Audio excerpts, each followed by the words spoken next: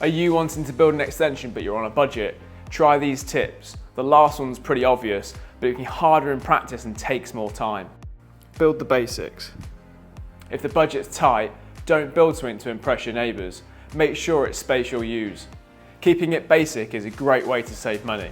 And if you have funds left over, you can spend it on the things that matter, like the items you touch. Limit structural changes. Altering the structure of a house often comes with a large price tag. If you can avoid knocking down a wall, that'll save you some money. Weigh up the cost versus reward. Is that kitchen diner worth it for you? Limit mistakes. Making mistakes and doing work twice will cost you materials and labour, not to mention lost time. You can limit mistakes by planning and appointing professionals. I've set up a company called ProjectWise to help you through your building projects, making your life easier and less stressful when you're having building work done.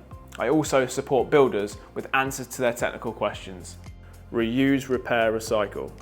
If you can reuse something, that's one less thing you have to buy. Recycled materials can be made sexy. You might be able to turn some old floor joists into a beautiful modern dining table, or some old pallet wood into feature cladding. Simple design. Keep the design simple and use standard sized items so you can buy things off the shelf without getting them made bespoke. Once work starts, aim to make as few changes as possible to the design, else you're paying to do work twice. Get multiple quotes.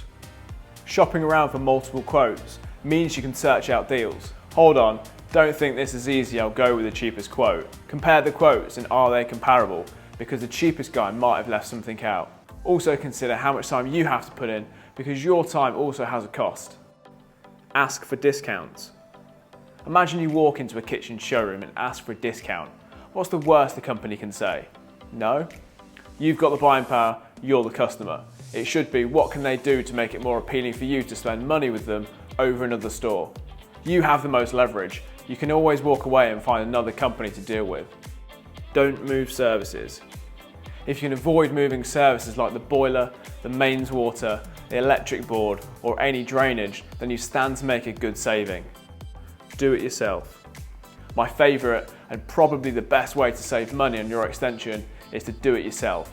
If you have the skills and the time, the DIY approach can be the ultimate money saver because you save on labour costs and you can buy your own materials. You deal with logistics, so you're buying directly from wholesale, meaning more savings, and you're not paying someone to project manage. The downside is the project can take twice as long. Now you know how to save money on your extension. If you need advice on your project or answers to questions, check out ProjectWise and find out how we can help you.